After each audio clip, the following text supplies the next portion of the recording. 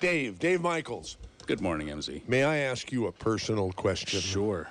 Do you suffer from CI, content indigestion? Oh, sometimes, yes. I mean, the world now, there's so much content, you know, it gives you indigestion. It gives me indigestion even thinking about it. Now, I was on my way into the station early for a change today, right? I usually get here 30 seconds before airtime, Like right? I did today, yeah. But today, I was going to come a half hour early, and that half hour turned into 3 minutes before 10. I was going to pick up a content indigestion cure. Or not a cure for content indigestion, but look, I'm just going to tell you this quick story here. Okay, all right. I hope I don't bore you to death, and I certainly hope I don't bore the audience to death. But in case I do, this is what we call a tease in the industry here, right?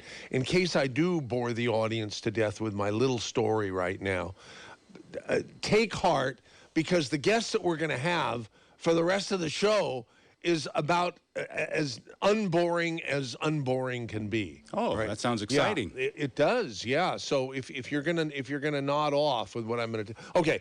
I was cleaning out my garage this week, and I came across bins and bins and bins. I'm not exaggerating. Thousands and thousands of hours of KSCO content that are on cassettes, hour-long cassettes, an hour, 60 minutes on each side. And I used to buy these things by the thousands before there was the digital stuff where everything is automatically, archived and stuff in digital format, like an MP3 or whatever.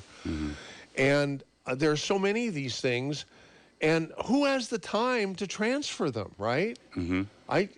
And by the way, who has the space? Who has the real estate to even store them if they're not transferred? Because if they're transferred, you don't need any physical real estate to store. You could store millions of hours of audio and video in the cloud, as it were, or in your computer hard drive or whatever, right? So I found these things, and I said, now who's going to sit down? Who's going to listen? Who's going to listen to these great, memorable shows from the 90s and the early 2000s? Who's going to do that? Would you? It takes a lot of time to do that. Right, it takes a lot, and the more the time ticks, and the older you get, the faster time goes, and the more precious it is. So who's going to take the time to listen to all these great old KSCO shows? Are you? No. Me neither. I don't have time. Yeah. So maybe we should just throw them in the dumpster. No, I don't think that's the. I don't think that's the thing to do with them. I guess the thing to do is to put them on digital format and put them in the cloud, like you said, MZ. Just record them and put them up there. Don't listen to everyone. Just record them and put them up there. So guess what I discovered? What? There is such a thing as a little battery-operated cassette player where you just stick this thing in, and this one says it had auto reverse because I have an hour on each side of these cassettes, and I'm not exaggerating. There are thousands of them, and there's this little machine that you could stick. It's like an old Sony Walkman, if you remember what those things were like, years ago. Yeah. You shove the cassette in, and you start playing it, but instead of playing it, it spools it off and records it onto a little flash drive directly. You don't need a computer or anything. Right. I was so excited because when I found out about that day before yesterday online, because I Googled search, I did a search for audio to MP3 transfer, automatic or services or whatever. And these things come, it's like $50 or something or less for one of these things. I ordered it, said I'd have it tomorrow. I was gone, but I got a little notification in the email, and it said it came. I was so excited to come here early and pick it up, and guess what? I was intercepted. So I didn't. Well, I think it's here. I mean, I know it's here. I was gonna have it in my hand and show it to you, and describe it right now. But I was intercepted by Carl Cook. Oh, he's still outside. The famous Carl Cook. Yes. You know, the chef from Ome Restaurant, the greatest Chinese restaurant that ever existed, that went out of business some years ago and amidst a controversy. Had nothing to do with Carl. But so many people have been pushing Carl to reopen, something because he knows how to cook. Oh, my God, does he know how to cook the most fantastic gourmet Chinese food. So he was here. He's here to pick up some BTT and some stuff from the Dave Cave, right? Right. Okay. And he said he gave me this big thing of my favorite food that Ome ever made, tofu knots. And I couldn't believe that it would be the same taste, but guess what? It was. And so I was scarfing all this stuff. I was throwing it in my mouth when I should have been unpacking this wonderful, audio to MP3 converter. So I didn't get to see it yet, but maybe I'll get to see it during the break. Yeah, it's already up there. I know it's up there. Okay, tell me about the Dave Cave. What's up? Oh, do you have deals that'll squeal today? That'll make you squeal? We have deals that'll make you squeal, deals that'll make you bark or meow, whatever it is. We have the deal for you, MZ. If you like to save money, if you don't like to save money, then we can make a deal for you too. If you'd like to pay more, we can do that too. Cool. Yeah, we're easy, right? We're easy. We're not gonna put up a fight there. But I'm telling you, if you like to save money, today's the day to stop by MZ. Buy your Tangy Tangerine at regular price, and everything else is 30% off. The Tangy Tangerine is not on sale, but everything else is once you buy your Tangy Tangerine. And people have asked me, how can we afford to sell it so cheap? And the answer is, we sell it below cost, but we make it up in volume. Right. Right. Well, there is a way it's done, and we've got the deal. We absolutely let you in on it, and we've got the deals here at the Dave Cave. I'll be out there till 4 o'clock. I'll be here today till 4 o'clock. You might have to buzz and wait at the front door, but I will be on the premises. But if that's the case, it'll be worth it. Sure. Definitely. Okay. Yeah. Well, thank you, Dave. Good, MZ. Michael. So here, let's start the show. Good morning. A brighter day is here. Good morning, may we bring you cheer.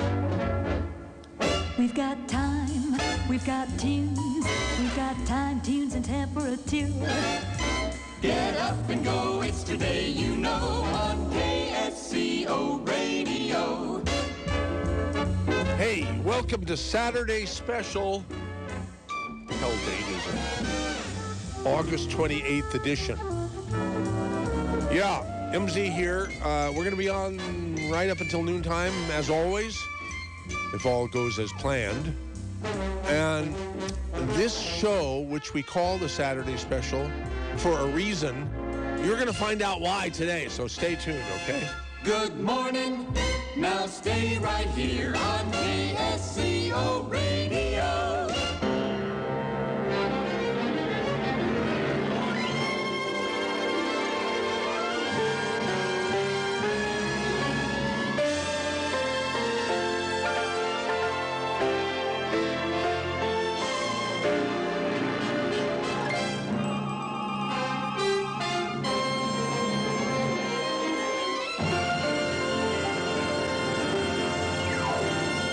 Now, believe me, that buildup was more than worth it because KSCO has finally arrived.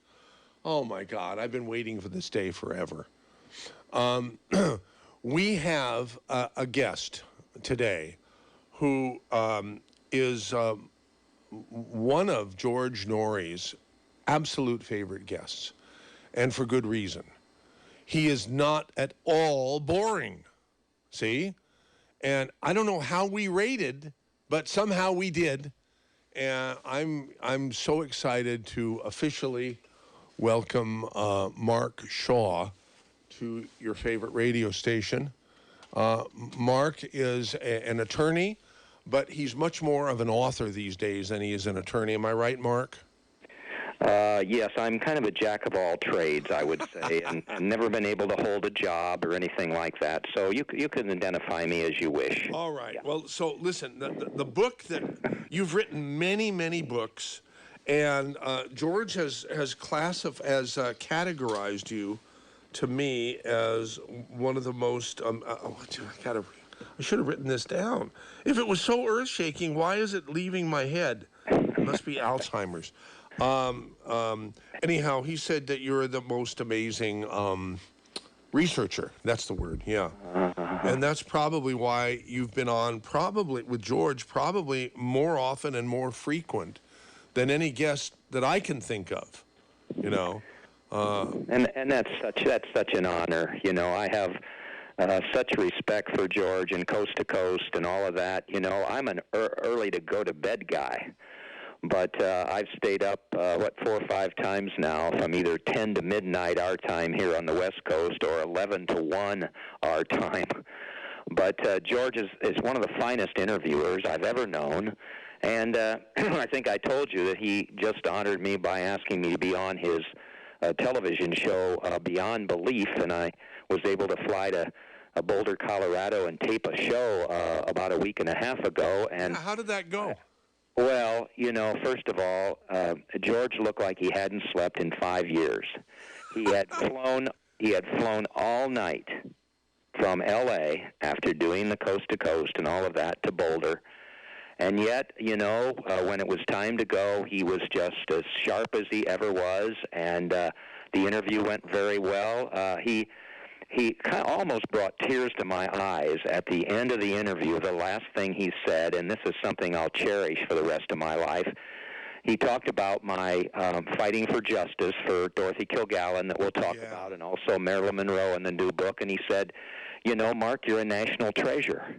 Wow. And I didn't know what to say. I was embarrassed, but I was just so honored, and I just almost broke down, because for a man of his stature to say something like that to me, I mean, I know you have great respect for him as well, and so I still don't know what to think. I just got a shiver by saying that, and so that show will air in November, but I love George Norrie. He's the best.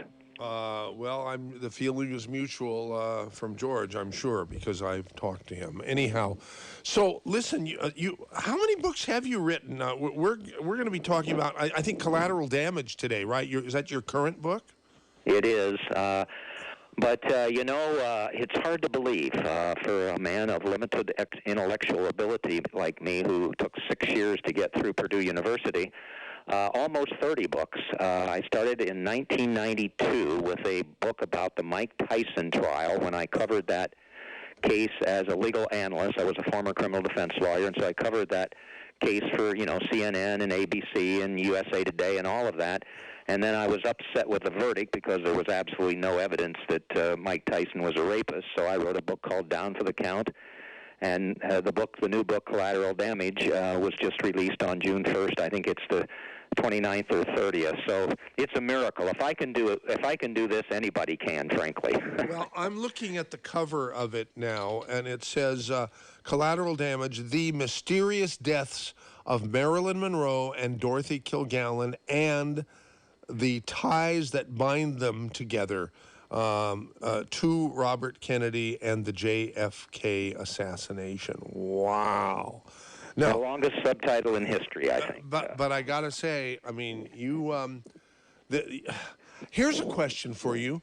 During COVID, have book sales spiked for all of your books? Because, you know, people need to have something to do. And, you know, I know people have been binge watching on, you know, Amazon Prime and Netflix and everything, but they must be binge reading Mark Shaw books too, right? I think it has made a difference. The publishers told me there's been a big uptick there. I think probably more than anything, you'll find this interesting with audiobooks. For whatever reason, people, I think, maybe they didn't have time to read a book, but they could listen to a book, trying to figure out what to do with their lives and all the craziness that was going on. And also I will tell you, whenever I'm on George's show, there's always an uptick, because, you know, and frankly, and I hope it happens with your show as well this morning, because I get, after I'm on George's show, I get all of these emails and everything, and I answer all of them with tips, people who knew about Dorothy Kilgallen or the JFK assassination or Marilyn Monroe with this book or previous ones, with tips or comments or whatever it may be. And so, again, I would encourage your readers, we can give them my email address. I answer all of them. And so that's happened too. But I think, yes, you're right. I don't know about other products, but I think with books, people may have leaned on them more than they had before, don't you think? Yeah, and thank you for bringing up the audiobook consideration here, because in doing the minuscule amount of admitted research I've done for this show, and I shouldn't be proud. I'm not proud of it, but it's just the way I am. I'm a guy who just sort of bumbles his way through life, and has a radio show that I seek out unboring people, and then they can do all the work for me here. So.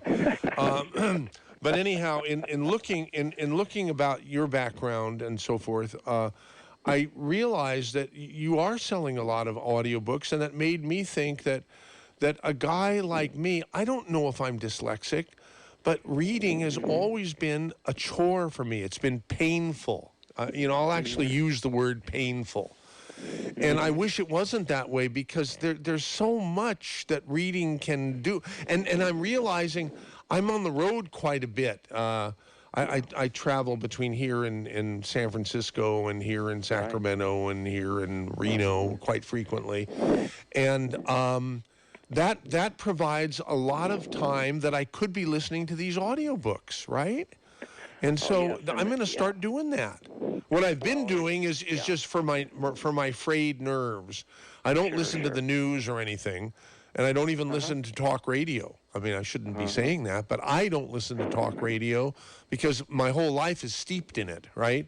I don't listen to talk radio when I'm driving. I mean, I listen to it quite a lot, otherwise. But when I'm driving, I like to relax to my favorite golden oldies or whatever, right? But besides the golden oldies, I'm going to look forward to, reading your book via audio.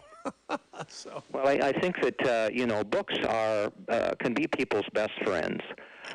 During the pandemic, and even now, I'll get these emails from especially older people or shut-ins, or when we had the stay in place at home and all of that.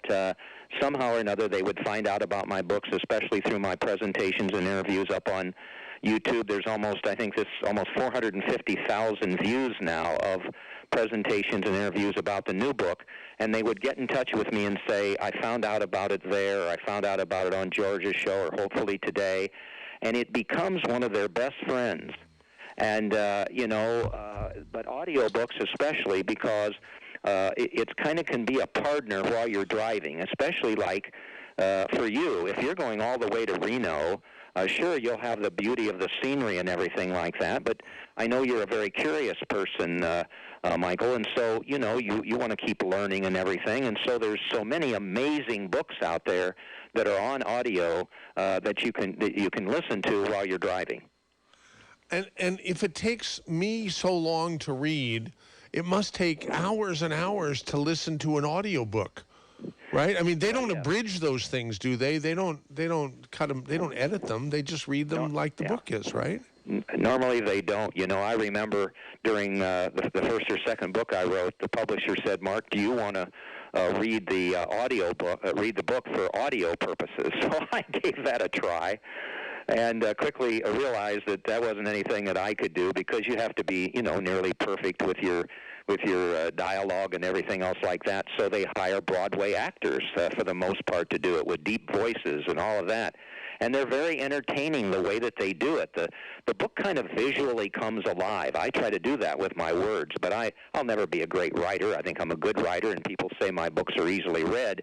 But these guys really, or women, bring the book alive, and I think that's what every author really likes to have happen, so that you feel, as a reader, you feel like you're right there in the middle of the story.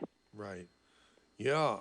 I sent George a email today saying him having Mark Shaw on today. What should I ask him? And he answered right away, and it said, he's the best, Sirhan Parole. Okay, what about the Sirhan Parole? That's a great question to ask you, huh? What about the Sirhan Parole? Well, I've got to say that it's interesting to me that this happened, because I had actually been looking in to the possibility of investigating the murder of Robert Kennedy. Now, we're going to get into the connection between Dorothy Kilgallen's life and times, Marilyn Monroe's life and times, and the fact that I have proven, I believe, in collateral damage that Robert Kennedy was complicit in Marilyn Monroe's death for the reasons that we can talk about. So it has always interested me because I have to give you a little background there. I had written 3 or 4 books about touching on the JFK assassination before this one. I first of all wrote a biography of Melvin Belli, who I practiced law with in the 1980s in San Francisco, because he was Jack Ruby's attorney. Yeah, and that's how we first heard of him, and he became a well-known name here as a result of that. And so I found out some really suspicious evidence about how he represented Ruby, why he ended up as the lawyer, because Belli was a personal injury lawyer. So I wrote that book, and then I went back to the '60 election and looked into the JFK assassination because, as you may know, JFK was going to lose to Richard Nixon, and then it's well known that Joe Kennedy called in some of his buddies through Frank Sinatra in the underworld, including Carlos Marcello, a New Orleans Don, and had them help with winning Illinois and West Virginia. That's what my research showed, and that's well known. But right away, Joe and Bobby Kennedy reneged on the deal, because the deal was, you help us win the presidency, we'll leave you alone. Well, right afterwards, Bobby Kennedy was appointed Attorney General, and he went after Marcello, Giancana, Frank Costello, all of these mafioso, but especially Marcello, who he deported. So in a book called The Poison Patriarch, I prove that basically they had it with Bobby at the end of 1963, and Marcello said to himself, well, I can't let Bobby Kennedy keep coming after me, deporting me, and charging me with conspiracy and racketeering and everything, so I've got to do something. He wanted to kill Bobby Kennedy. But he knew if he did, then Jack Kennedy would come after him with everything the government had. So, being a smart guy, they orchestrated the death of JFK so that Bobby Kennedy would be powerless, and that's exactly what happened. And we can go in further to that, because I believe I'm the only one who's ever said the key to the JFK assassination is studying why Bobby Kennedy wasn't killed instead of why JFK was. So this all connects to what you're talking about now with regard to Sirhan Sirhan, who I'm sure most of your audience knows, was charged and convicted of killing Bobby Kennedy in 1968. Now, by the way, you'll be interested in this, because I didn't realize it before I started writing this book, which I wasn't even going to write, I'll tell you about. But Marilyn Monroe died in 1962, JFK in 63, Dorothy Kilgallen mysteriously in 1965 when she was too close to truth about the JFK assassination, and then Bobby Kennedy in 68. So you had 4 deaths there within 6 years. But Sirhan was convicted and sentenced to death, as a matter of fact, but because we don't have the death penalty, he's been sitting on death row ever since 1964. So there have been all kinds of pleas by people that he wasn't the shooter, and this and that, and he should have been paroled and everything. And the first person who came to his aid was Robert F. Kennedy Jr., who, by the way, had admitted at one point on Charlie Rose's PBS program that, yes, I was right with my conclusions that Marcello was the one who orchestrated JFK's death. But anyway, so Bobby Kennedy went to see Sirhan Sirhan. Maybe about 6 months to a year ago, he went to the prison, he met with him, and he felt like that based on what he'd found out, that Sirhan Sirhan was right there when Bobby Kennedy was killed, but it wasn't, and he had a gun, and he fired it, but it's not the bullets that killed RFK. It was the man next to him who was actually the killer. So he came kind of a stalwart for getting Sirhan parole, Michael, and then another son of Robert Kennedy's came forward, and both of them appeared at the parole hearing yesterday. Now, what I found interesting about that is I always looked for motive in all of my investigations, and I could never figure out the motive for Sirhan Sirhan having killed Robert Kennedy. It didn't make sense to me, some of the things that came up. The motive, really, for Robert Kennedy would lie in the lap of Carlos Marcello. because he would have been scared to death that Robert Kennedy would have become president of the United States, and if he did, and if Robert Kennedy believed that Marcello orchestrated JFK's death, then RFK, the first thing he might have done as president, would have come after Marcello and his gangster buddies. So I thought that that was the motive that I needed to look at, but I could never prove a connection between Carlos Marcello and Sirhan Sirhan or the other man who was there. And so finally, about a month ago, I decided I'm not going to look into that case. So it's interesting to me that the two Kennedys came forward, and because of their clout with their name and everything else like that, apparently the parole board believed that Sirhan Sirhan should be paroled. Now, I'm not in favor of that, frankly. I believe that the jury spoke. They heard the confession by Sirhan Sirhan. All of that took place. And normally, you're never going to get, even in an appeal, the judges or on the appellate court or anything, to reverse a jury decision. But in this case, the parole board, that's exactly what they're doing. And I'm not so sure that justice will be served here. Wow. Well, it's not for sure that he's going to be free, because, as I understand it, the governor only the governor can make that happen, even though it's been recommended by the parole board, yes? I'd like to know what you think of it. What do you think of a man like this who confessed, who was convicted, who was there, who had a gun, who shot bullets, all the thing that happened, and a 12-member jury heard all of the evidence and everything that was involved, the forensics, all of that, and convicted him, and now a parole board is going to say, well, he needs to be paroled. Let's see, it's 1963, so 37, 57 68, years. yeah, 68. 68, 32, so 52 years in prison, and now he could be free, right? Yeah, what do I think of that? God, I need to think about it some more. What I'm thinking more about than anything is why suddenly the family members have come out in favor of that, where in every other of the, 16 or 18 other attempts for parole, previously they have been very much against it. What has changed? And I'd like to find out the answer to that question to help me decide what I think about the parole to begin with. So.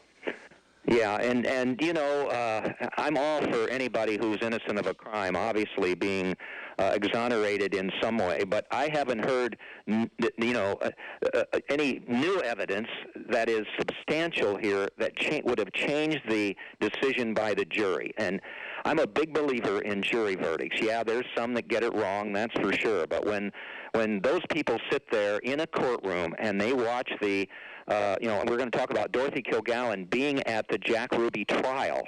So she's the most credible reporter to have ever covered the JFK assassination, because unlike me and every other author and so-called expert who's written about the assassination, we weren't there, but Dorothy was. And I have pictures of her in the courtroom and in Dealey Plaza and all of that. In Dealey Plaza? Oh, yeah. When was she in Dealey Plaza? Hello? Uh-oh, we lost Mark. Oh, my, how did that happen? I had him locked in. Hey, Dave, we need your help here. We need to get him back on the line. He just sort of disappeared. And I did have him locked in, so I have no idea what has happened. I'm going to have to do a little tap dance while we're figuring it. You got the number? Yeah, you can call him. And there's something wrong with the phone system, because I definitely locked the caller in, locked the Mark in, and all of a sudden he's gone. So did he get unlocked in or something? Who knows? Anyhow, you're listening to the KSCO Saturday Special. We're having a particularly exciting one today for me, anyhow, and that is Mark Shaw, the author of many books, but the one we're talking about is Collateral Damage today, the connection between the deaths of John F. Kennedy and Dorothy Kilgallen, and Mark is back, yeah, and Marilyn Monroe's here. Apologies, Mark. Like I said, I have made sure that you have been locked in so that can't happen, but it happened. Oh no, it No. doesn't bother me at all. I don't like to accept responsibility for anything. I always look blame others. Yes, blame others or things or inanimate objects like the damn phone system. And it's a state-of-the-art phone system. It shouldn't be doing this. Now, may I intersect something here and go back a little bit? Please. Don't you dare get rid of those cassettes of yours. I don't care if there's 50,000 of them. You know, those are slices of history. I know, but who's gonna listen to them? Well, maybe you can find a repository for them. I think you know that I was honored by my alma mater, Purdue University, last October. They're going to be the archival repository for my body of work, all my books, all my research notes, my videotapes from my analyzing the legal trials on television, everything that way. And I thought they had the wrong guy, but they said you're kind of a distinguished alumni, so they're going to have it all. Maybe there's some place, really, I mean, Michael, and I mean this out of respect for you. You've been part of history through your radio program, and I will bet you that you can find a university, a college, someplace, maybe a communications one, where those could be part of an archive. I've been trying to retire, Mark, after 30-plus years of owning the radio station, loving every second of it. But I just want to do other things now. And I don't want to totally retire. I still want to do this show. Because truth be known, that's why I bought the radio station almost 1 years ago. Because I kept getting thrown out.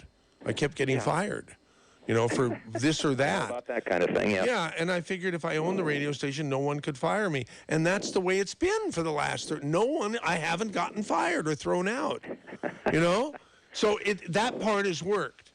But I sort of want to do some other things now. So one of the things that we're exploring. You can hire somebody to do this, Michael. You don't have to do it yourself. Find yourself a student, a college student or something. It's not, brain surgery to be able to transfer those over, but I would really hate to see you get rid of them. Okay, yeah, I couldn't. It would hurt my heart too much to throw them in the dumpster. I think so, yeah. Part of history. Yeah. Okay. Well, thank you. I appreciate those kind words. Do you know where we were when we got disconnected? Yeah, we were. We're going to talk about Dorothy Kilgallen. Yes. Because many people don't know anything about her, and neither did I until I researched Melvin Belli. And a friend of his, while I was working on that book, which became Melvin Belli, King of the Courtroom, and the Poison Patriarch, said to me, well, Belli knew Dorothy Kilgallen. And I said, well, you mean the panelist on What's My Line, the television show that was on CBS for 15 years, every Sunday night, live from New York, 10 million viewers. And this guy said, well, yeah, she did that, Mark, but you don't know anything about her. She was a reporter for the New York Journal-American during the 50s and 60s, syndicated to 300 newspapers across the country when people actually read the newspaper. She had a radio show with her husband listened to by 1 million people. She investigated the Dr. Sam Shepard case, which became The Fugitive, and the Lindbergh baby kidnapping case. And Mark, she's the most credible reporter to have ever investigated the JFK assassination, because when he died, they were personal friends. He had been very kind to her son, Kerry, when they went to the White House, and she went after that investigation like nobody before her. She wrote all of these columns about the Oswald alone theory making no sense, that justice is a big rug, and when you unfurl that rug, the people responsible will come out. She had tied together Marcello, Jack Ruby, Lee Harvey Oswald, all of that. And then we can go into more detail, but basically in the fall of 1965, she was writing a book for Random House. She was going to explain her theories about Marcello having been responsible for JFK's death, for J. Edgar Hoover covering it all up, and then she was found dead in her apartment in New York City, in her home in New York City, in a bedroom she never slept in, wearing her eyelashes, a hairpiece, and her makeup, wearing clothes she never wore to bed. And she was supposedly, they said, at least the autopsy, that she overdosed on barbiturates, phenobarbital, and so forth, combined with alcohol. No investigation of any kind, and the case was closed until I reopened it in 2016 with a book that became a bestseller called The Reporter Who Knew Too Much. And she's the most amazing woman, and I don't want to forget to tell your listeners, go to the DorothyKilgallenStory.org, the DorothyKilgallenStory.org. There's all of the photographs about her, quotes about her, videotaped interviews about her. She's this amazing woman who, frankly, I've kind of brought back to life. People now look at all the What's My Line television shows. You know, they guessed unusual occupations of people, like, you know, a woman who was a football writer at the time, or things like that. But all about Dorothy is amazing. And as I say, she kind of has guided my research, not only with The Reporter Who Knew Too Much, the next book, Denial of Justice, where I had the Ruby trial transcripts in there, which show that there was a plot to kill the president, and the new book, Collateral Damage, with Marilyn Monroe. That's great. So are all of these people who might have killed these people like Marilyn Monroe and Dorothy Kilgallen, are they, what am I trying to say here? I would be sort of scared that those people or people connected to those people might come after you because you're doing the same thing that Dorothy did. Well, I have gotten a lot of blowback on this whole situation with regard to naming Robert Kennedy as being responsible for Marilyn's death, and I'll explain that. But I'm telling you what, the same thing is, you're in the same spot. I mean, you go on the air here, and you may say things that you think are perfectly practical and make a lot of sense, but there could be a listener or two out there, frankly, Michael, who disagrees with that and could, you know, cause you harm. But you don't worry about that, I don't assume. That's part of the job. Well, it's the same thing with me. I get nasty emails. I had my email I was thinking, it went through my mind that maybe that's the reason that you sent me an email earlier this week saying, is it okay if we do this on the phone instead of, because you're close enough that you could have driven over to the station here. I shouldn't ask you that publicly.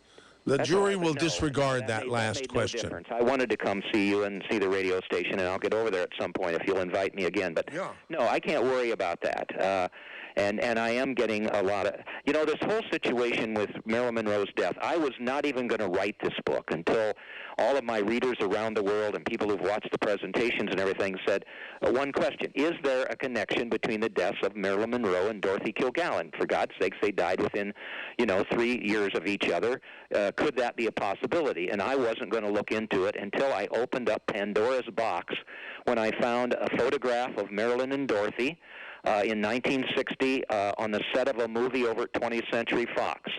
And then Dorothy wrote this column about Marilyn Monroe, and I'll paraphrase, but it said, and this is 3 days before Marilyn died, Marilyn Monroe is on the upswing. She's going to Hollywood parties. And best of all, she's found a romance with a name bigger than Joe DiMaggio, and that's the baseball player that was her second husband, and found this wonderful relationship with this man who's a bigger name than Joe DiMaggio. And I thought to myself, that does not sound, as you would, Michael, like a woman who is about to commit suicide, because that was the official verdict that there was. So I was really wondering what happened, and so I went to the autopsy and the certificate of death for Marilyn, and I found discrepancies there, because early on the next day after Marilyn died, the verdict was an overdose of drugs. 6 hours later, it was changed to probable suicide. And so that made me even more questioning what happened to her. And then Dorothy wrote this column that asked all these questions about Marilyn's death. Why was she found in the nude when she didn't sleep in the nude? Why was a light on in Marilyn's bedroom when she died? She slept in the dark. Why was there no glass found if she ingested supposedly 40 to 50 pills within a couple hours before she died? The time frame didn't work and all of that. And I got to thinking, I've got to look into this.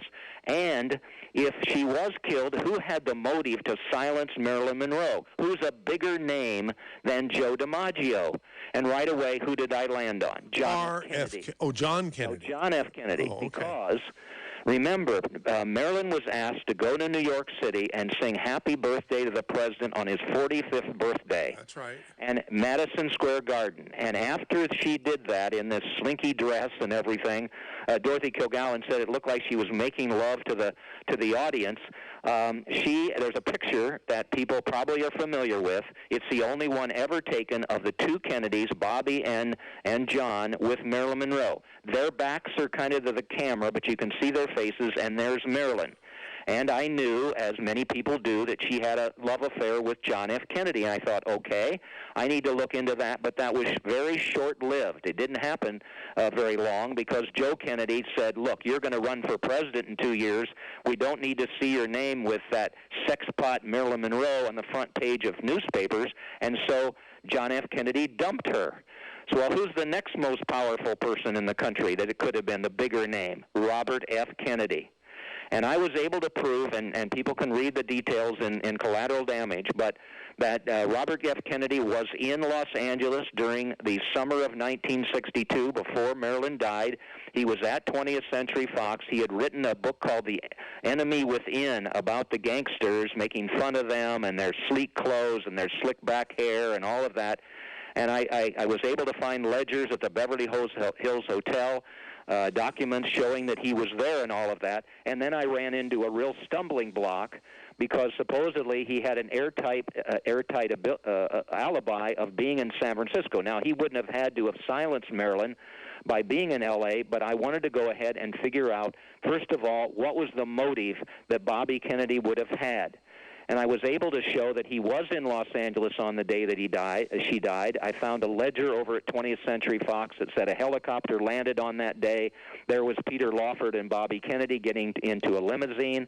I found a police officer for the Beverly Hills Police Department that stopped a limousine at midnight that night, and there was Bobby Kennedy in the back seat. Peter Lawford was driving, so I knew he was there. So what's the motive, Mark, for this happening? Well, Marilyn Monroe finally decided that she was tired of being passed around by the Kennedys. She felt like a piece of meat, I found in a quote from her. And she then threatened, and this is what triggered her death, that she was going to the media about the love affairs with both Kennedys, about how they had treated her, but more than anything, in a CIA document that I found in the National Archives, it said that she was going to divulge to the media that the Kennedys had leaked matters of national security to her, including JFK's plan to have Fidel Castro assassinated. Well, as you can imagine, neither Kennedy could have let that happen for her to go to the media. And so in the book, that's the motive. I found out that Peter Lawford and Bobby Kennedy had gone to her home, begging her not to go to the media with this. She refused. She'd had it with them. And so she had to be silenced. And in the book, I've given a plausible way as to how Bobby Kennedy's operatives entered Marilyn's home on the night she died, were able to poison her with barbiturates, phenobarbital, and chloral hydrate. She died. There was no investigation. It was covered up by Bobby's friend, the Los Angeles Police Department, the head of the police department in Los Angeles, and that case basically ended with no investigation of any kind, and that suicide verdict lasts till this day. Well, going forward, it might not. Right. Well, I hope not. I must tell you that I have tried to get the New York District Attorney, Cyrus Vance, to investigate Dorothy's death, and I got him to do that, and then he dropped the ball. I went to New York and met with the police commissioner, Dermot Shea. I shook his hand, and he told me he was going to investigate Dorothy's death. He hasn't. And I sent 2 letters to the L.A. District Attorney, George Gaston, with a 375-page report on the details about Marilyn's death, Robert Kennedy being involved, and all of that. I sent him the book, Collateral Damage, and all of 2 letters, no response, and I found out today exactly why that is, because in an article about the parole of Sirhan Sirhan, George Gaston is quoted as saying that he idolized the Kennedys. And he idolizes the Kennedys and was traumatized when RFK died. And so can you imagine that he would ever open an investigation into Marilyn Monroe's death while idolizing the Kennedys. And I get so upset with public officials, Michael. I'm sorry, I get emotional about this because Marilyn Monroe should have never died to begin with. Neither should Dorothy. But a public official like this, if he idolized the Kennedys, he should completely recuse himself from even looking in to the death of Marilyn Monroe, which I have pinned on Robert Kennedy. But he hasn't done that. He hasn't sent me a letter and of any kind, and the supervisors haven't. And I'm going to go after this now because there's no way he should have even considered my request to look into Marilyn Monroe's death. Yeah. By the way, a listener, Kenny Rumroll, sent an email saying RFK's other children oppose parole. Hi, MZ, there are 6 of RFK's other children who oppose his parole, according to news stories. You know about that, Mark? No, I do not, but I'm not surprised. I don't know what got into Bobby Kennedy's mind here in terms of, I had a lot of respect for Bobby Kennedy before I wrote this book. For God's sakes, he probably saved us from a nuclear war with Cuba, the Cuban Missile Crisis. He was a big civil rights advocate. I remember respecting him and when he was going to run for president and all of that. But I don't know what got into him with regard to this Sirhan thing and why he decided to meddle in it. But I'm not surprised because I wonder what Caroline Kennedy thinks about this or any of the other Kennedys' family. It's such a large family. I'll bet they're very upset with this, I would think. That would be I would think so, too, yeah. Wow. I'll be darned. Well, okay, so much to talk about. Yeah. Well, let's see. Let's go back to Dorothy Kilgallen. Okay. Sure. What about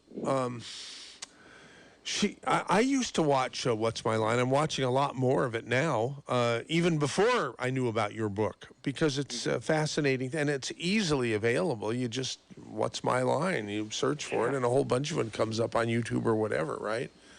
So you can watch all this stuff pretty easily. So she was an investigative reporter, and I didn't even realize that, there aren't any, well, you're an investigative reporter, I guess, but there aren't too many investigative reporters around these days. God. Why is that? Sensational headlines. They do it ass backwards today, unfortunately. We don't have Walter Cronkite or David Brinkley, or as many people around the world have said, we don't have a woman of integrity like Dorothy Kilgallen. Those people went out and found the facts and then let people make up their own mind. They didn't try to tell everybody what they think. I do that in my books. They're stop and think books. I want people to stop and think about what I've given them. Not my opinions, but the documents and primary source witnesses and all of that, because we've got 3 true crime murder mysteries in this book that weren't mysteries at all if people would have asked the right questions. And we don't do that today, unfortunately, as well. That's the relevancy of this book. Why is that, Mark? Well, I'd ask you that, because I think for some reason we just want to move on. There were so many questions about Marilyn Monroe's death and the columns and everything, and all of her friends speaking up that she couldn't possibly have committed suicide. I'll give you 2 more reasons why Marilyn Monroe would not have committed suicide. She has just gotten a dog, the first dog in her life, and she loved that dog more than anything, and she just purchased the first house in her life. Now, she's not going to commit suicide with those 2 blessings in her life, but everybody missed that kind of thing, and so they didn't speak up. Same thing with JFK's assassination. Here's J. Edgar Hoover out there shouting, Oswald alone, Oswald alone, because if it's a nut that killed JFK, then the FBI can't be responsible.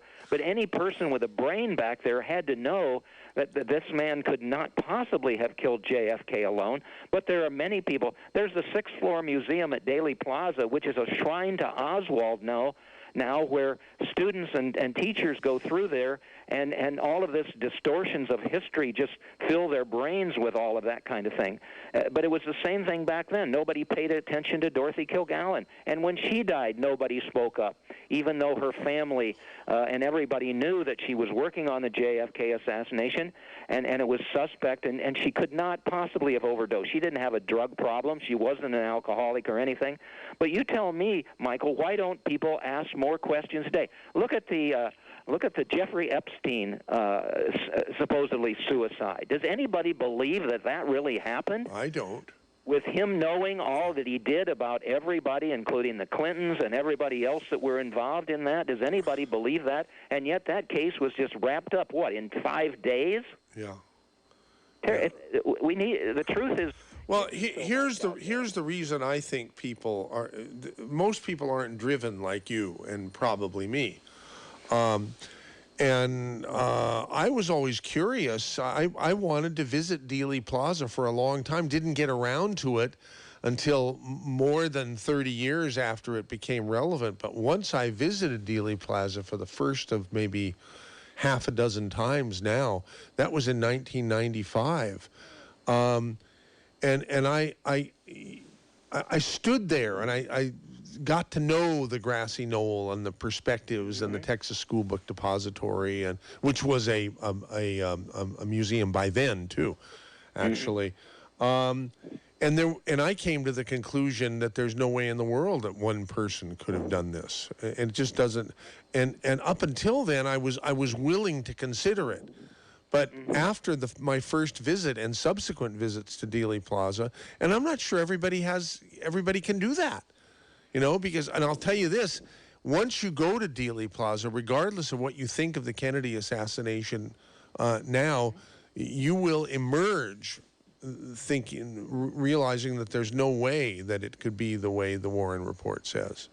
There's just no way. Dorothy investigated that, and I found a book that had been written by the Dallas Police Chief Curry, where he said when he heard the shots, where did he send people? He sent them to the overpass. He didn't send them to the depository or any place else and all of that. But there's so many theories about that out there. What I'm glad to say is that I think the latest polls have said at least 85% of the American people, whatever that means, that they don't believe in the Oswald alone theory anymore whatsoever. So I'm glad to see that happened. But when I think people have to stand there, don't they, Michael? Because when you do, you just think to yourself, basically it was a death trap. As you could tell, that limousine comes around there, and there's nowhere to go except forward, and then it's in that little area there and everything. So I've been able to prove in my books that was what Marcello and his connections in Dallas, that they set it all up. And I will tell you too that I've been able to prove that Melvin Belli obviously knew about the assassination before it took place. And the way that I did... What? Really? Yes. Because I found an eyewitness, a good friend of Belli's, who was with him at Fisherman's Wharf when Ruby shot Oswald. And a waiter came up and said, well, you'll never guess what happened. Jack Ruby shot Lee Harvey Oswald. And this friend, who's a very credible, witness, a doctor, said that Belli turned to him and said, well, now I'll have to represent Ruby. And you also have to realize that Belli would not let Ruby testify at trial. He came up with that insanity defense. And so I think Melvin Belli was on call by his mafia buddies. One of his biggest clients at the time was L.A. gangster Mickey Cohen, who was connected to Marcello and all those guys. So I think he knew about this and that he was ready to be in Dallas and represent Ruby after he shot Oswald. And then he shuts up. Oswald is shut up because they kill him. And then he shuts up Jack Ruby, and the case ends right there. And that really bothered me because I had an awful lot of respect for Melvin Belli in some ways, but I truly believe that he knew there was a plot to kill JFK. Wow, heavy stuff. Yeah, how long did you work with or for Belli? Oh, I was there only about 6 months or so. I tell you just a quick couple stories about him because many of your listeners... Hold it, please, until next hour because the news alligator is going to chomp at us in less than 30 seconds here. Okay. The first hour went by pretty quickly. I'm sure this happens to you a lot. And it doesn't surprise me one bit. We're talking with Mark Shaw. We've got another hour ahead on hour number 2 of the KSCO Saturday special, talking about the various books he's written. Every one of them is absolutely... Very slow moving until you make it past the harbor. The time now, 11:06. Coming up next on your favorite radio station, it is time for hour 2 of the Saturday special with your host, MZ. How are you doing, MZ? Good, Dave Michaels, except I spilled cold water all over the place, so don't slip on your way out to the Dave Cave. Oh, shoot. I mean, it's not terrible. Okay. I was upset because there wasn't. All they have are these little sample glasses. So it's better sample things. It's terrible. Yeah. And they're little so I had to fill water several bottles? of them. Yeah. So in any case, Okay. it just a little bit spilled out, but be careful. All right, you got it. How are the Dave Cave sales going? Sales are okay, MZ. I tell you what, though, if you want to get your hands on a healthy brain and heart pack or something like that, you got to get down there quick, dude, because we only have about 4 left, and I'm not going to hold them for anybody. You got to get there now. We have the healthy brain and heart pack. I think we have 2 of those, blood sugar pack, and other things too. But if you want one of those packs, you got to get down there now, MZ. You have to get down there now. That's the time to do it. If you want me to hold one, I don't think I can do that. Nope. No. So that would be asking too much of Dave right. Michaels. Well, because then I'd hold it for you, and then you don't show up, and then what? Somebody misses out on a great deal. I can't do that, MZ. So you got to get down here. First come, first serve. 2 healthy brain and heart packs, 1 blood sugar pack, and we've got them at great deals, along with everything else too. You buy any one of those packs, everything else will be on sale too. We can do that. So okay. Now listen, there's almost a full board of callers right now. I have not even invited callers yet. Okay, and people are just in the habit of calling, even though I'm not going to feel bad if we don't get to some or even any of the callers. I'm really not going to feel bad. Okay. Because I didn't tell them to call. Good, because my phone system's not working. And the Dave Cave is not working. Oh. So. Maybe that's why we lost the guest. Maybe somehow. Anyhow, so I know Steve in Monterey, Nick in Royal Oaks, Paul in Paradise, California, and David in San Francisco are waiting. But you know what? We're just going to have to play this by ear, see what happens. And now all of the lines are filled. So I'm not going to feel bad if we don't take any phone calls at all, because I didn't even invite them. There's just too much. There's too much to cover during the 2 hours. Now, I respect and love the callers, as you know. But in any case here, we have to start the... what's wrong with me? We have to start hour number 2, or it won't be hour number 2. Right, here we go. Oh, hello, darling. I hate to hang up on you, but I'm sorry, baby, but I have to go. It's time for that wonderful record show. I'd love to visit, but you'll have to call back. KSCO has the inside track. And you can bet we're using that inside track. We're so thrilled to have a world-class guest with us today. So stay with us. I'm sorry, baby, but I really gotta go to KSCO Radio. Bye. Okay, Mark Shaw, welcome back to, welcome to hour number 2. I used to come down on the host for saying, welcome back to hour number 2. You're not welcoming them, you're welcoming them back to the program, but you don't welcome someone back to hour number 2 if you're just starting it. And here I did the same thing myself. I'd have been offended if you'd have said that. Okay, good. Well, so I didn't. At least I didn't. So, at least I caught myself, put it that way. And callers, I'm happy to answer any question. If it gets a little bit too strong, I'll need to have my lawyer involved. But since I am my own lawyer... This way they won't hate you if we don't get to any of the callers. They'll hate me. Okay? Well, probably. So anyhow, where were? Or do you want to just take some calls now, or do you want? You're sort of on a roll, Mark. And maybe we should let you finish up. You ask about Melvin Belli yes. and how long I was with him, and it wasn't that long. But we became friends. He took me to the Major League Baseball All-Star game in his gold Rolls Royce, and we sat in the outfield, and he was like a rock star. All these people came up to him and everything else like that. And so, I even got involved in him at some point. He had these Belli files where he had these little snippets on newscasts at night. And, he was just an amazing lawyer. He was an amazing person, bigger than life, married 6 times. And all of that, but when I really got into looking into his life and figured out that he had some prior knowledge of the JFK assassination, that kind of broke my heart, frankly, with regard to him. But, was this after you had separated that you found this out? Or Oh, yes, might that have because been I just something worked to with- do with why you separated? Well, no.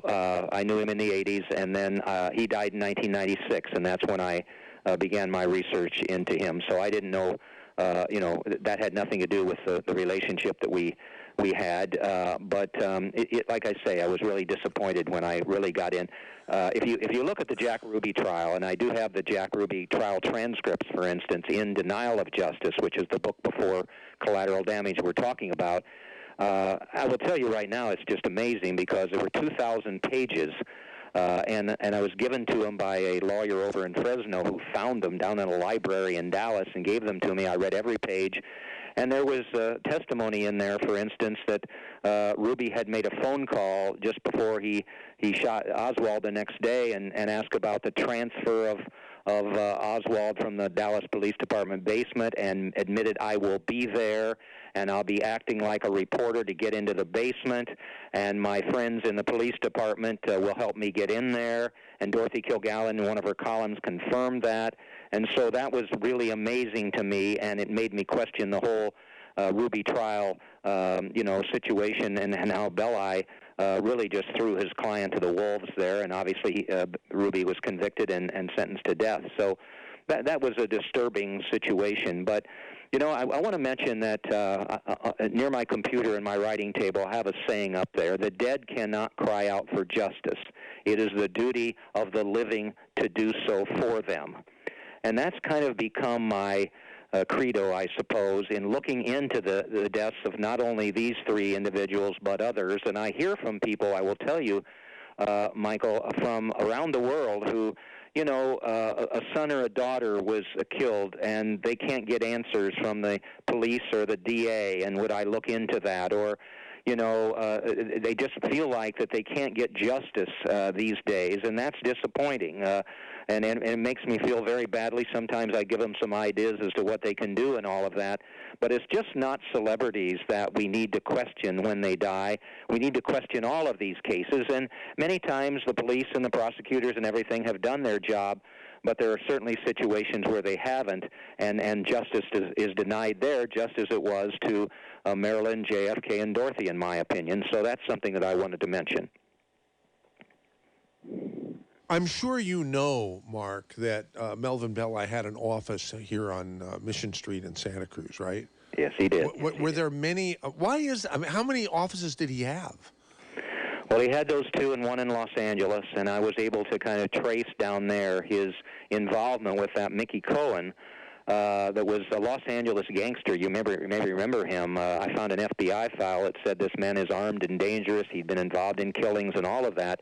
And I was able then to meander through Cohen back to Marcello and Giancana and all of those kind of things, and that really made me stop and think about whether the underworld, and especially Marcello, was involved in JFK's death. So, Belli was a bigger-than-life celebrity. And back then, too, you may remember, although you're not old enough to do this, I'm sure, but gangsters were kind of celebrities back then. From Al Capone on, they may go out there and kill 50 people or something, but when they went to a restaurant, everybody wanted their autograph.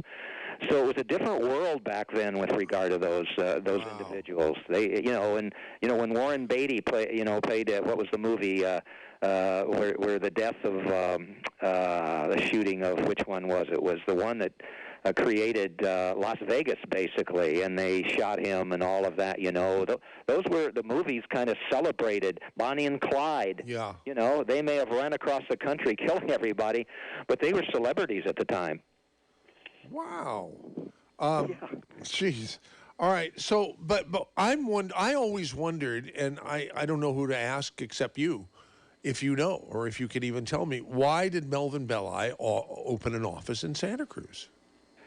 Oh, I think that his specialty was personal injury cases, and so I don't like to speculate at all. I don't do that in my books. I find primary sources and all of that. But my bet is, that he was the one who got the first multi-million-dollar verdicts against pharmaceutical companies and big insurance companies and all that. There's many stories in the biography I wrote about him and in the new book Collateral Damage.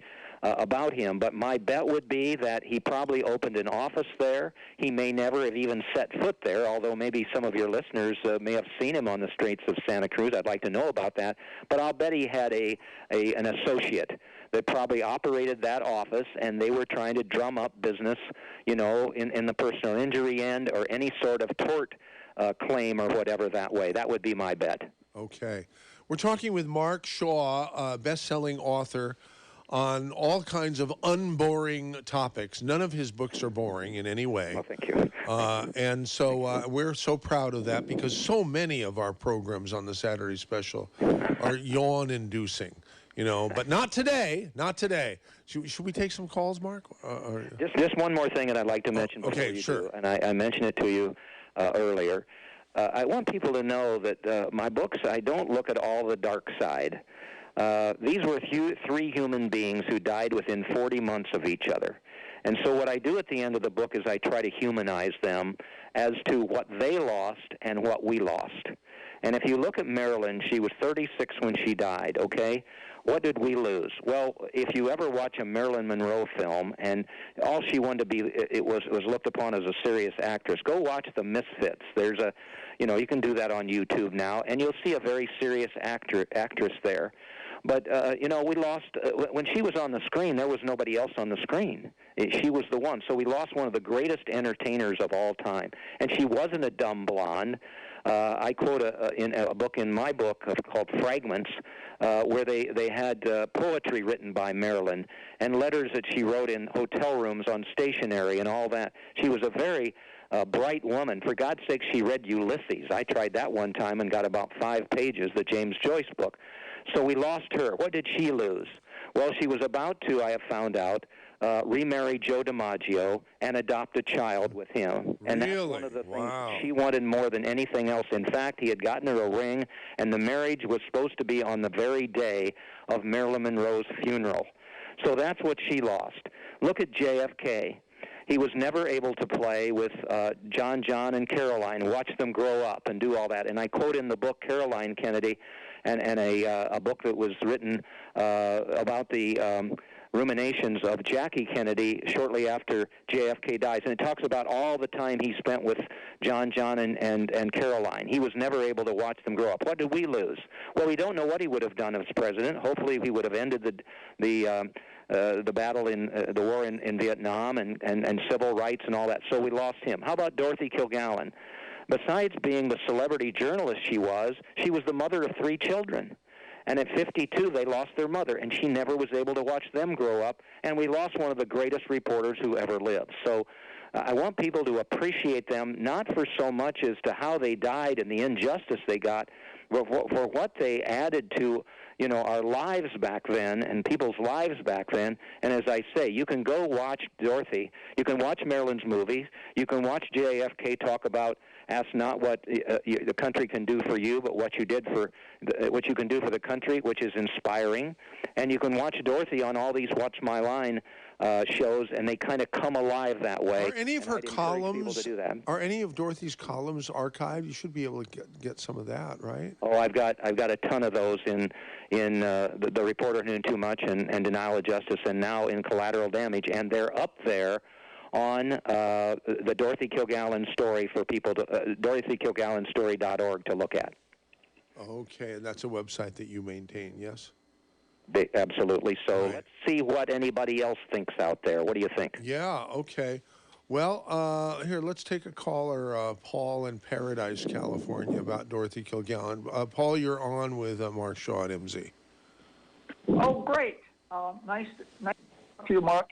My name's Paul Keynes. I was an employee of Melvin Belli from 1985 to 1996. Wow. I interviewed the man who shot Robert F. Kennedy, point blank, 3 times, the back of the head under the right ear, according to the autopsy written by Dr. Noguchi. I'm the only person to interview Thane Eugene Caesar. And during the interview, which is on video, at the end of the interview, he asked me, "How did you find me?" But I'm somewhat famous for tracking down people. I served the president of the Philippines.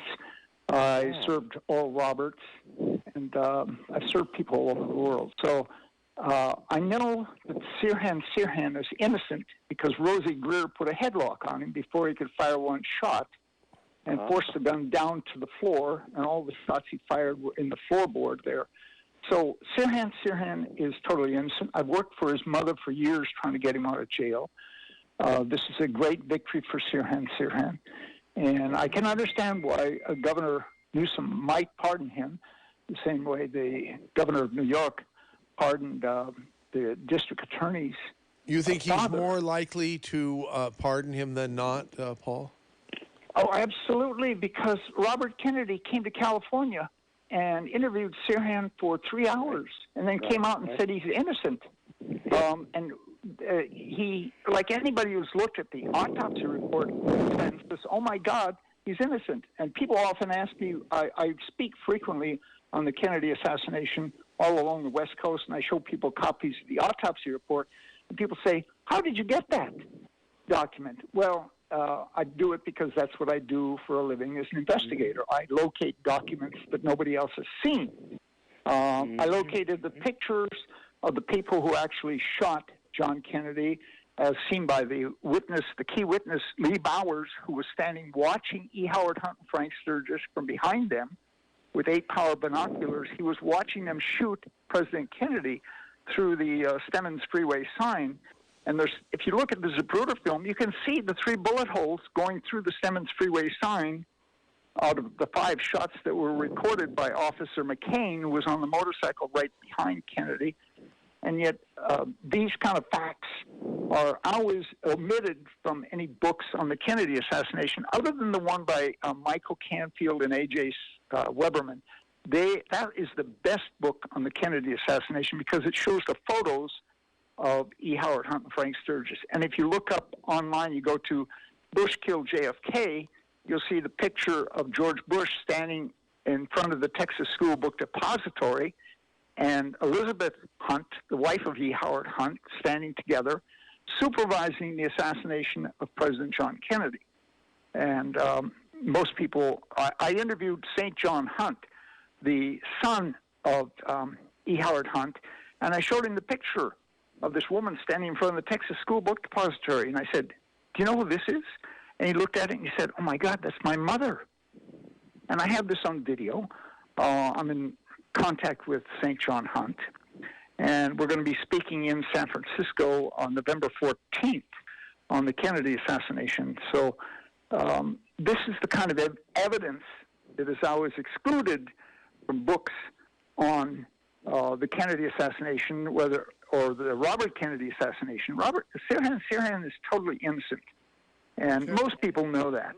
Who is the name of the person that you believe shot Robert Kennedy? Thane Eugene Caesar. I interviewed him on video the week before he disappeared into the Philippines. Interesting, very interesting. Obviously, I'm glad you called in, and I would most appreciate speaking with you at some particular point. And I'll get you his phone number. I've got it on the line. Yeah, here. if you would please, if you would give it to him. And you've come up with some interesting facts, especially about Robert Kennedy. I do know about Caesar. I know he's passed away, and I looked into him at one particular point, but I couldn't really connect him again with the theory that I have about the JFK assassination. As far as I respect your opinion about the JFK assassination. I would differ with you on some of the results that you have there, especially what happened in Daley Plaza, based on Dorothy Kilgallen's, being there and being in Daley Plaza and being at the Ruby trial and what Ruby told her and all those kind of things. But I respect your opinion, and boy, you're quite a researcher, that's for sure, Paul. Yeah. Well, here's my response to what you say about it. In law, I graduated from Hastings Law School in 1975. There are 8 exceptions to the hearsay rule. Everything you state, none of those points of hearsay that you're using are admissible in a court of law because they don't satisfy Mark is an attorney too, but I'm sorry, Mark, you need to speak up. I had you potted down a little bit because you're breathing. So, which I don't fault you for, but Say what you were going to say, because I don't think we got to hear it. Mark. Me? Yeah, Mark. Uh-huh. Paul, Dorothy Kilgallen was there. It's not. There's no hearsay. Go to DorothyKilgallenStory.org and look at her columns and what she said about what happened there. And nobody you're talking about that you have interviewed and everything, I don't believe they were there in 1963 when JFK was died. You've got photographs and you've got some interviews and things like that. But please don't characterize anything that I've said in my books as hearsay, because that's just completely untrue. Go look at what and you can look at interviews with her, videotaped interviews on that website that I said. I mean, she was there, Paul. That's about as credible a witness as you can have. Well, Lee Bowers is a very credible witness, and he was murdered shortly after he testified before the Warren Commission. Oh, and the Warren Commission. Sure, Let's not they get were into that, successful please. in murdering most of the eyewitnesses, but the eyewitness they didn't murder is the photographer who took the pictures of E. Howard Hunt, Frank Sturgis, George Herbert Walker Bush, and Elizabeth Bush standing there. His name was John Beers. Situations where we'll have to agree to disagree, Yeah. Paul. Okay, Sure. Paul, That's thanks fine. very much for calling the Saturday special. Now, let's see, we have another Mark, this Mark in Santa Cruz. Mark, you're on with Mark and MZ. Hey, a bit of a hiccup. Maybe we can clear it up. Who's the current district attorney now of L.A.? George Gaston. Okay, that's the same guy that had a love fest or was growing up as a teenager that loved the Kennedys, correct? Well, he's quoted in the article as saying he idolized the Kennedys. Now, I don't know if you remember, George Gaston was district attorney in San Francisco, okay? Yeah, let me just ask you this, and I'll get to my point. Sure. The hearing for Sirhan, there was no district attorney. There was nobody from the prosecution to object to it. And I'm wondering why Gaston wouldn't object to the release. He says in the article that I read, and I believe this is correct, that the prosecutor's job ends with when there is a jury verdict or a conclusion to the case that way, that the prosecutor should have nothing to do with anything with regard to parole. And frankly, when I read that, as a former criminal defense lawyer, I'm telling you, that's the first time I've ever heard of a prosecutor saying that they have nothing to do with the case when it gets to the parole area. So that was very disappointing to know about. But he said they weren't going to give any opinion, pro or con, as to whether Sirhan should have been paroled. Well, wait a minute. Didn't they do that 16 other times previously? Well, I don't think any of those may have come up during Gaston's reign. Oh, okay. All right. See, I think those were before, and people would have to do some research to see whether the prosecutor, got involved in those cases, but I'll bet you that they probably did, because, the prosecutor represents the victim. And the victim in this case was Robert Kennedy. And so if a jury decided that Sirhan was guilty of killing Robert Kennedy, then they should continue on, in my opinion, all the way up to whether, when there's going to be a parole hearing, but that's not what Gaston believes. Very unhappy with Gaston. I don't know why the boys are doing what they're doing. I'm a firm believer in the death penalty. I think that's one of this country's biggest problems now. Boy, got so much mayhem, crime, and no responsibility. And it's a pretty sad state of affairs. Thank you for your show. Okay. All right. Let's try David in San Francisco. David, you're on with Mark Shaw on MZ. Oh, thanks, Michael and Mark. One correction Paul should have said. He said that there were 3 bullets behind the ear of RFK, and there was actually 1 behind the ear and then 2 under the armpit. But they were both from behind. And if I remember right, was there a reporter that had slipped and fallen, or he had been shot and he was laying on the ground as Bobby was finally hit, and he looked up and saw Thane Eugene Caesar shooting him, and But if I remember right, I was reading one of the books about organized crime, and I'm trying to remember if it was the one called Contract Killer, about a mob hitman, or if it was another one that was written about, oh, good grief, who was the Chicago mob leader? Giancana? Yeah, there was a book that was written by Giancana's brother and his nephew. And I can't remember which of those two books talks about the death of Marilyn Monroe. And this, that they, if I recall, they were claiming that they were trying to pin it on the Kennedys, the death of Marilyn, but that it was really a mob hit because they wanted to basically blackmail the Kennedys. And so it wondered if you've got anything on that. Yeah, that's another theory, and I respect all kinds of theories. I'd like to speak to autopsies a minute, if I may, because you mentioned the discrepancy there with what Paul said and everything. But there's many similarities, I think more than 75 similarities that I have in the book between the three deaths. And if you look at the autopsies, I'll tell you what, if you want to cover up a crime, the best way to do it is falsify the autopsy. In Marilyn's death, one of the, I think it was Michael that mentioned, or somebody did, that Thomas Noguchi was involved in Robert Kennedy's death. Well, he was also involved. He was the junior medical examiner who handled Marilyn's autopsy.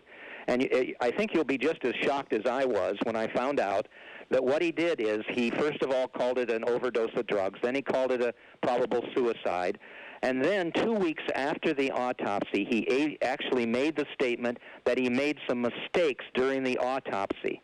He couldn't find the remnants of the barbiturates in Marilyn's stomach, but he should have gone ahead and looked at her internal organs, other internal organs, including the intestines, but he forgot to do so, and by the time that he figured that out, he went to find those organs, and they had been destroyed.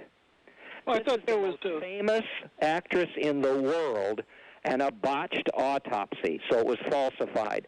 You get to JFK, and the expert, in my opinion, and maybe you've heard of him, Michael, Dr. Cyril Weck, and he has been involved in all of the high-profile cases that we've ever had in this country. He's become my expert, and if you want to read his unbelievable response to the JFK assassination, you'll do it in Collateral Damage, because basically he said, first of all, it should have been done at Parkland Hospital, and yet they whisked that body off to Washington, D.C., where these amateur military people went ahead and conducted an autopsy, and it was flawed in so many different ways. And then you turn to Dorothy Kilgallen's death. It was a junior medical examiner, and they basically said that she died of an overdose of drugs, circumstances undetermined. So there should have never been the headline that she overdosed, and I found and was able to prove there wasn't just one barbiturate in her stomach, not just two, but 3 barbiturates in her stomach, which led to the conclusion, of course, that she would have never overdosed with all of those because they were in powder form, that somebody had poisoned her. So if you really want to look at how you can cover up a murder, the first step is to falsify the autopsy. Hey, wasn't there a suppository that was said to have been used on Marilyn, and that it wasn't in her stomach? It was yes, suppository. And I'm in reference to Marilyn. I have gone ahead. I don't talk about that on the air as to what I thought actually happened, what I believe I've proved that happened. But that material is in Collateral Damage, and I'm not trying here to sell books or something like that. But you're right, and I will let the people use their imagination as to maybe what happened there. And it's interesting because, again, just as I say, I hope that listeners like you or others, including Paul and others, will get in touch with me and give me their ideas. I heard from I think you'll be interested in this, Michael. I heard from a woman in Boston recently, and she said that she has been scared to come forward ever since 1975, when she really learned about exactly what happened to Marilyn Monroe. First, she talked about the Kennedys and the fact that her grandparents owned a ski lodge back there, and that the Kennedys used to come into that ski lodge and have lunch or dinner. That the kids were unruly. They would throw baked potatoes around. They would cuss and use the F word and all this kind of stuff. And that then the whole Kennedy family would leave the restaurant without paying for it and all of that.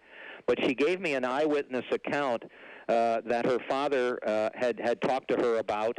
And I was able to confirm this because it goes right along with my theory in Collateral Damage as to what happened to Marilyn, and that was that Bobby Kennedy was threatened by Marilyn going to the media, that he had the operatives come there, and when he was with Peter Lawford the afternoon that Marilyn died, he left a window open for these operatives to get into Marilyn's bedroom, and then they were able to use the specific type of death that I'm alluding to in terms of a suppository and all that to kill Marilyn Monroe. So I hope, again, that anybody out there like you with these questions or information will get in touch with me, and my email is mshawin@yahoo, mshawin@yahoo, or you can go to my website, markshawbooks.com, and get in touch with me.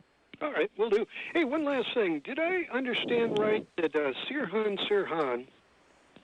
he had been, if I remember right, he worked with horses on the ranch of the radio talk show host Bob Grant.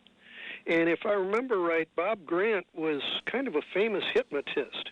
And so they discuss whether or not Sirhan, Bob Grant hated the Kennedys, and whether or not Sirhan was under the control of Bob Grant. I'll tell you what, this is exactly what I'm talking about. You're giving me information I've never known about, and I'd appreciate your looking into that more and perhaps emailing me or whatever and letting me know about that. I tried to find a connection. Sirhan at one point, and I believe it's proven, worked at Hollywood Park. And I think not in a significant way or whatever, maybe taking care of some of the horses or something like that. I tried to tie that in because it was mafia-owned with Carlos Marcello, and as I say, I've never been able to do that. But if you get in touch with me, I'd be interested in that information that you have, and thank you for calling. Sure. Thanks, Michael. Okay, gang. So, David, I'll get that information to Mark. Anyhow, we have a couple of callers on the line, and let's take them now here. Steve in Monterey, you're on the air. Thank you, Steve? Mike and Mark. Okay, yeah, you're in an awfully noisy place, it sounds like. I just moved outside, so now we got quiet. Okay. Yeah, thanks. Yeah, my email is lennonmurdertruth@yahoo.com. I wish you'd contact me, Mark. And I called initially to point out that there were 3 bullets behind RFK's ear, and I've even heard there were a dozen bullets shot up his abdomen by a Secret Service agent guarding him. And that George Bush and Nixon were responsible for that.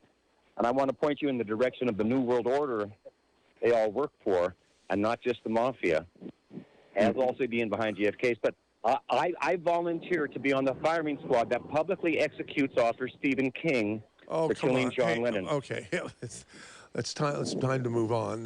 Nick in Royal Oaks. I know you had to hear from him. Yeah. Saran Duran was in the betting, and Mickey Cohen controlled all the bets in Southern California with horses.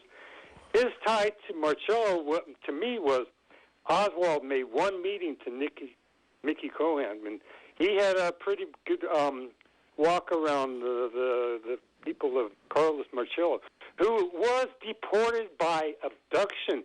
And Carlos Marcello was abandoned in Central America and had to find his way back. He hated the Kennedys.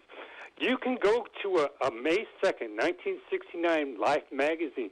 The story is about an Ohio governor being commuted the sentence of a man who killed a Jackie Kennedy bootlegger in 1928. You cannot erase the print I just brought up. I mean, you can go dive into those records of that man being killed, and that connection is a northern gang who connects to Marcello through Jack Ruby, and then that goes into Hoffa, who really had no connection to him except Regano, who was a house counsel for the Teamsters, who who was connected to Marcello. So, if I may, that connects. The idea that if you look at why Bobby Kennedy wasn't killed and instead of why Jack Kennedy was, it opens up such a window into terms of what happened back then. And that was not originally my idea. I interviewed, before he died, bless him, Bill Alexander, who was the Dallas District Attorney, Assistant District Attorney, who was mainly the involved with prosecuting Jack Ruby. And I got in touch with him, and he gave me some information about the Ruby trial, confirmed that Dorothy Kilgallen had sat in the courtroom. She was the only reporter to have interviewed Jack Ruby at the trial. She wrote an article about that and everything. But he said to me, Mark, I was really surprised that Jack Kennedy died because Bobby Kennedy had many more enemies than Jack Kennedy did. And you could just line them up. I mean, it was James Hoffa, it was Giancana, it was Marcello, who, you're right, had been deported to the wilds of Central America. Bobby Kennedy had no friends of any kind at that particular point. He was his ego out of control and wanting to be important. His brother was president, and so he wanted to show his brother and his father, Joe Kennedy, that he could be reputable as an attorney general, and he ended up by his behavior and inflaming all of those mafioso, especially Marcello, that he was responsible for his brother Jack Kennedy's death. I think it's eliminating vengeance to probably parole him. And I mean, there's more to the story, and we might get it through this remedy. Okay. Thanks for calling, Nick in Royal Oaks. Appreciate it. Okay, so what was something I was going to ask you, Mark, that just came and went through my head. Where is it? When I think of it, I'll ask it. Sure. Okay? Please. Okay, so something that he brought up, something that the last caller brought up. Mm-hmm. What do you think about that? What was he talking about? I'm sitting here wondering about the phone system and all this other kind of stuff. So never mind. I'll come up with it in a little bit here, hopefully. Okay. So what's next on your agenda? Well, I'm continuing to obviously to promote the book here and my theories and so on and so forth that way. But I'm looking into another high-profile case. I can't explain exactly what that is, but there's the case that has really bothered me. Well, I'll just admit it. I'm looking into the Lindbergh baby kidnapping case. I've always been concerned. Dorothy Kilgallen. Yeah, I was going to say she was looking into that herself. Yeah. Right. So. If you go to the DorothyKilgallenStory.org, the first photograph you will see is her right in the courtroom at the Dr. Sam Shepard case, which became the fugitive film, and all the other reporters are gathered around her. That's the kind of respect they had for her. But she was right there at the Lindbergh baby kidnapping case, sitting in the front row. She got to know Hoffman. She got to know Lindbergh. And she had real questions about what had happened there. That was another lickety-split, as we used to say in the Midwest, case, a rush-to-judgment situation. And it's always bothered me in terms of the actual evidence they had against Hoffman, because, if I'm pronouncing that right, because an awful lot of it seemed to be, to me, speculative, that it really was kind of strewn together very, very quickly, including the identification of the little baby. Other things have not made sense to me with regard to that for some time. So I don't read any material about it. I basically am doing my own investigation, but it's something that's bothered me for a long time. Whether I'll follow through with it or I don't know, but I feel like that there may have been an injustice there that needs to be looked in, because I'm not so sure that they got it right back then. Okay. Well, this isn't what I was trying to come up with, but it's something I should have asked you earlier. I presume you've talked to some of the Kennedy family members, Caroline in particular, have you? Well, no, and I've tried. I've sent Caroline Kennedy both of the Reporter Who Knew Too Much, the bestseller there, and Denial of Justice through her husband. I'm sent her here the Collateral Damage. But the Kennedy family has basically buttoned up with regard to the JFK assassination, except for Bobby as I've said, he appeared at the Commonwealth Club in San Francisco, where I appeared about a month ago, and said basically in his comments that he knew that his father had told him that it was Carlos Marcello, the mafia don from New Orleans, that was responsible for JFK's death. Other than him doing that, Caroline Kennedy has never talked about it. To my knowledge, John Kennedy Jr., before he tragically died, he wouldn't get into it. And it disappoints me in a lot of ways because I think Caroline especially knows what happened. I think that she has information about it, and it's unfortunate that she hasn't come through with it, because I think she knows the truth, and it would add to are getting the truth about what happened back in 1963. Now, people may say, hey, this happened a long time ago. Why do we give a damn today? But again, it's all about history. And I think that Caroline, hopefully when I send her this book, may come forward. I don't know, but I've certainly tried. What I have heard is that they've badmouthed me as much as possible with regard to my books, and that's okay. They have their own opinions. They want to just let the case of JFK dying and Robert Kennedy, they really don't want any publicity with regard to that until Bobby Kennedy came forward with regard to this, which is still a puzzle to me as to why he did. Do you think you might be able to talk with him? I presume you would like to. I would like to, and I have an email address for him, and that I've gotten recently, and I'll be emailing him. And I did send a book to him. I think he was part of the environmental council of some sort or something, and I sent a book, The Reporter Who Knew Too Much, to him, but I never heard from at all. Of course, whether he'll talk to me or not, I don't know, because obviously I am targeting his father, Robert Kennedy, as being involved in Marilyn Monroe's death, and I doubt that he would want to talk about it, but we'll see. I'll certainly try. I never give up trying, that's for sure. Good. A true researcher, a true investigative reporter, and I wish there were more of you out there. We have some callers here. I think Dave has said that the call system is not working, so I've picked up some callers here. But so I pick where he is. It's not be working. But who is this caller? Who is this caller? Hello. Donald Trump had a chance to release a bunch of information of the Kennedy assassination a couple years ago. Okay, let me stop you there. I don't want to get into politics, but it's not just him. It just goes on back through Obama, through the Bushes. They don't want us to see the JFK assassination documents in full.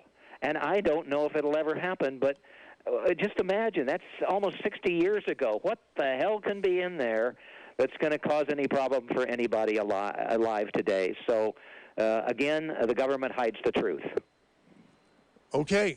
All right. Now, who is this? See, the phone system is totally different now. Who is this? Who is this? This is Rich in Salinas. Hi, Rich in Salinas. Okay. Say what you're going to say, please. Okay. It was years ago I ran into a YouTube documentary of this prisoner. He was in jail at the time for something else, but he said he was instructed to go to Dallas by Giancana, one of the Chicago bosses, and to be there because something was going to take place.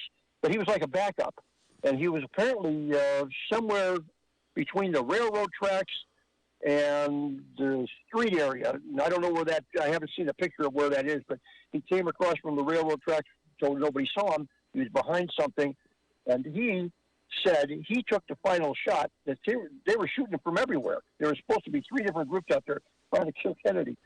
Anyway, he's waiting, didn't want to take a shot at all. He figured somebody else would get him, and then didn't. And he took his last shot when he had a chance and got him. And he was interviewed for 2 hours on this documentary. Yeah, well, that's certainly possible. And again, I would say to you, I look at all theories and I respect people for them. But let me just explain to you about Dorothy Kilgallen. Maybe I didn't do this before. All right, so she interviews Jack Ruby at the trial, and she's the only one to do so. She wrote columns about him. Ruby's a star now. I interviewed him, his shining lights, his shining eyes, and he's now a big man. He always wanted to be a big man and all of that. So those columns are in collateral damage. But what did she do after she left the Ruby trial?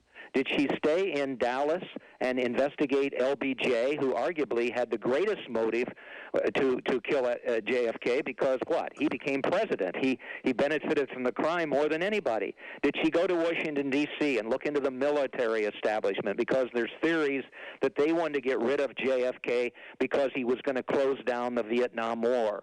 Did she go to Miami and look into Cuban dissidents who hated JFK for the whole Bay of Pigs situation? No. Where did she go? And it's documented through interviews that I have that are on the DorothyKilgallenStory.org, and that I include in the new book. She went to New Orleans, and she went with her hairdresser, Mark Sinclair, and while she was out there meeting with whoever she said was going to help her crack the JFK assassination wide open, she called Sinclair at the hotel, and she said, go back to New York City and don't ever tell anybody you were here. And don't ask any more questions. So when she got back to New York City, she planned another trip to New Orleans while she was completing this book for Random House.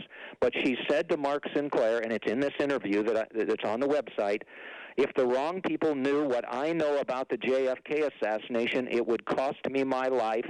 I'm afraid for my life and my family, and I bought a gun, and she was dead about 2 months later. So Dorothy Kilgallen was on the journey of really going to New Orleans and being able to cement the fact that Marcello had orchestrated JFK's death. And then I have another primary source witness in the book who basically saw Lee Harvey Oswald with Marcello in a restaurant in New Orleans. And so all of that ties together. And this is why I say, with all due regard to Paul and other people that have these theories, I'm a Dorothy Kilgallen believer because she was there and she had investigated the JFK assassination like no one before her. And frankly, she got too close to the truth, and that's what cost her life. Well, it sounds like everybody was trying to get him, and all the groups that were out there trying to, whether it's George Bush from the CIA or the Cubans or the Mafia, somebody wanted to get him, and everybody's out there waiting there for their turn. All I know is this one guy.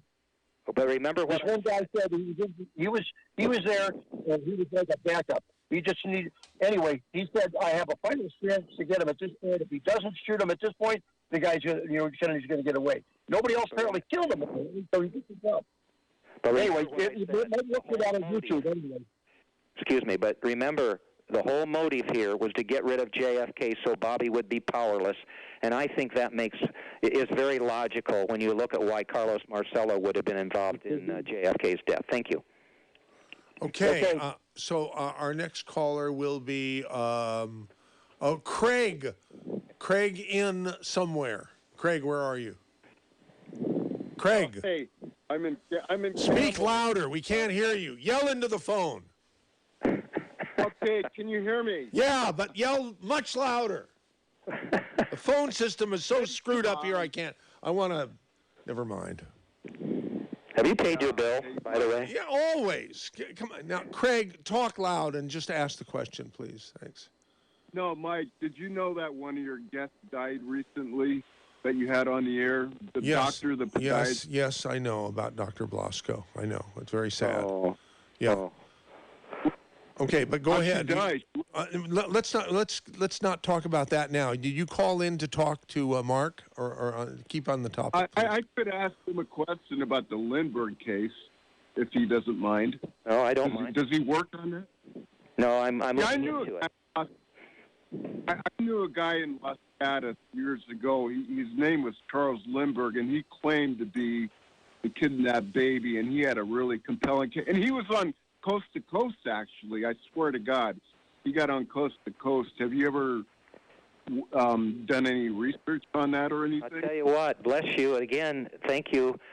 Thank you, Michael, for having me on the program. I've gotten all kinds of new information here, and no, I didn't know about Charles Lindbergh being somebody that was out here, and I didn't know about him being on Coast to Coast. But there is the theory out there that the baby that they found was not Charles Lindbergh's son. Really? Wow.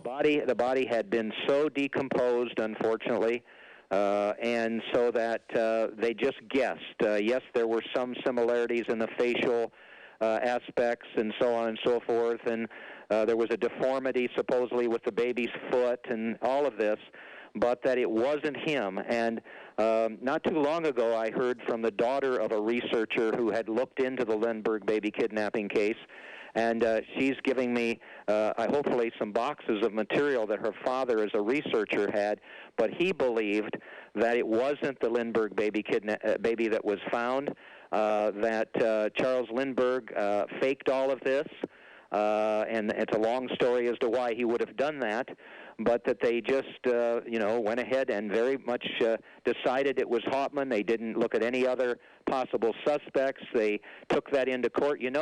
I will tell you that the governor of, where was that? New Jersey, I believe, he tried to find out. He did not believe that Hauptmann was guilty, and tried to and investigated on his own, and did so right up until the moment that Hauptmann was executed. So there's a lot of people out there at the time who just didn't believe that this happened the way it did. But one of the theories was that there was a Charles Lindbergh. The baby did grow up, and that he was kept under in secret for a while. But that guy that you're talking about could very well have been him. So I'll check with Coast to Coast and see if they can find out if there was an interview with that man. Wow. Yeah, this was several years ago now. So, but I think George Norrie would remember. Okay. Yeah, this puts me in a quandary, because I now feel like that if I do write a book about the Lindbergh case, that I should obviously give, and it's a success, that I should obviously give part of the royalties here to Michael. I think that would only be fair. I'll drink to that. I mean, I don't have any problem, So, all right, Craig, thanks for calling 479-1080.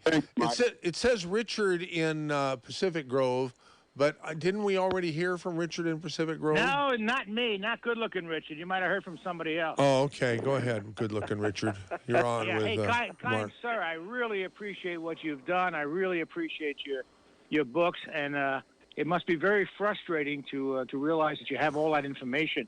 I don't think American people are really strong enough to admit this stuff. It's so painful.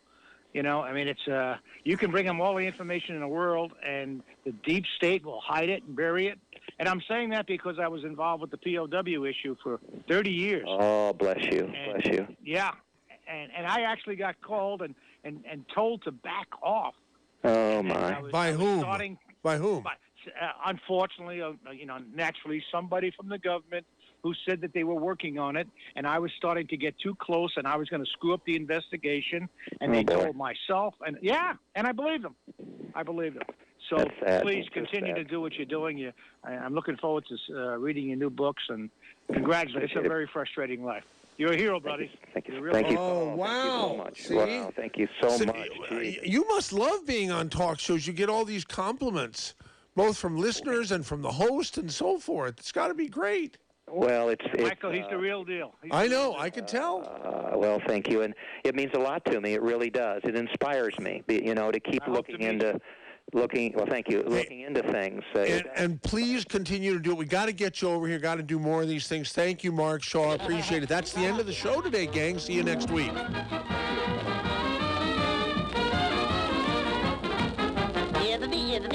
That's all, folks. You're listening to KSCO, Santa Cruz, Salinas, Monterey, Santa Cruz, Salinas.